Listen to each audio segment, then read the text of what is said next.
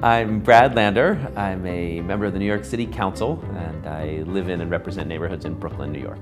I came to elected office from being involved in community development groups in Brooklyn, working on affordable housing, on job creation, on saving our neighborhood commercial strips, on creating and preserving good jobs. So all my time in Brooklyn has been, how do we bring people together in our neighborhood to preserve what we love about it and to change the things we want to work on. The neighborhoods that I represent are really great examples of what's right about smart growth. Park Slope, the neighborhood that I live in, has a fantastic park, Prospect Park.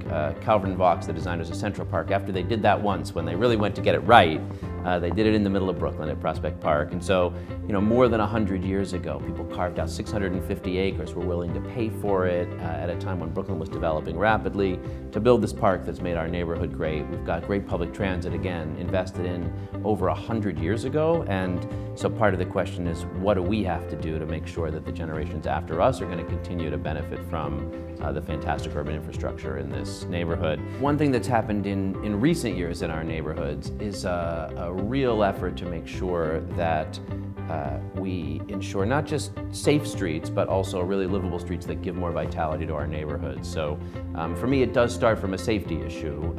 Almost every year in New York City, the #1 cause of fatalities amongst kids 1 to 12 is being hit by cars as pedestrians. So the numbers come down, but it's still way too high. And so our first responsibility is, how do we keep our people safe?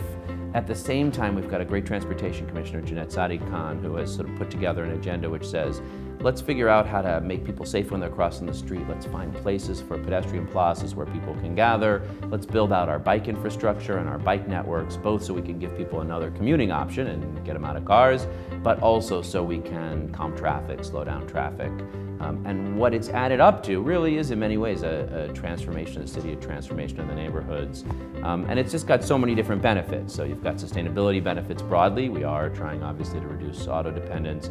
It's got this big safety benefits. Again, part of what's driven those fatality and accident numbers down is the investment in making it more livable, more walkable, safer for pedestrians, safer for bike commuters, and safer for drivers as well, and giving people additional transit and transportation options. Well, one thing I'm doing right now that actually is one of the most exciting, I'm one of the first elected officials, local elected officials in the United States, experimenting with this thing called participatory budgeting, where we leave that decision to the people who live in the neighborhood. So this year, for the first time, I'm taking $1 million that in discretionary capital that normally the local elected official just gets to decide, I like to do that project and that project. And while I might have been motivated to spend them with smart growth principles in mind, I thought, what, this is taxpayer money, and folks who know what we need in the neighborhood are the people who live here. So we've opened it up to them. It started with neighborhood assemblies, 5 neighborhood assemblies in the neighborhoods around my district. In total, almost 1,000 people came out and gave ideas of every kind, from this subway entrance is too dark, let's get a new light, to this intersection is dangerous, to my kid's school needs a new science lab, to I would like seltzer water fountains out in the parks. So the whole run in the gambit. We now have 100 people, volunteers in committees, figuring out which ones are feasible, how much would they cost, can the agencies do them, are they eligible to be done with city capital? And in March, they're going to go on a ballot, and anyone who lives in the district can come out and vote. And the projects in rank order up to $1 million, those will be the ones that get funded. And one thing that's been fun for me is, I had no idea, and I still don't know what people will vote for. The vote's not till March, but most of the ideas are improvements to the public realm. They really are things that improve the subway stations, improve the streets, improve the parks.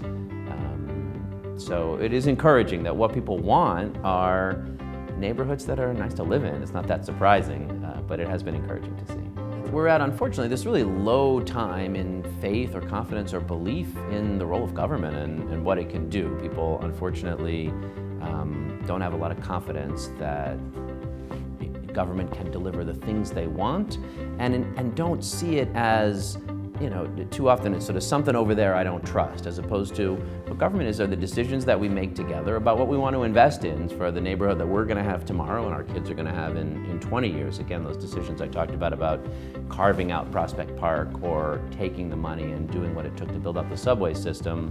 it wasn't done by somebody else, it was done by New Yorkers at the time. And what this has definitely done is brought people together to see and take part in government in that way. People definitely feel it's really inspiring. There's so much work and time.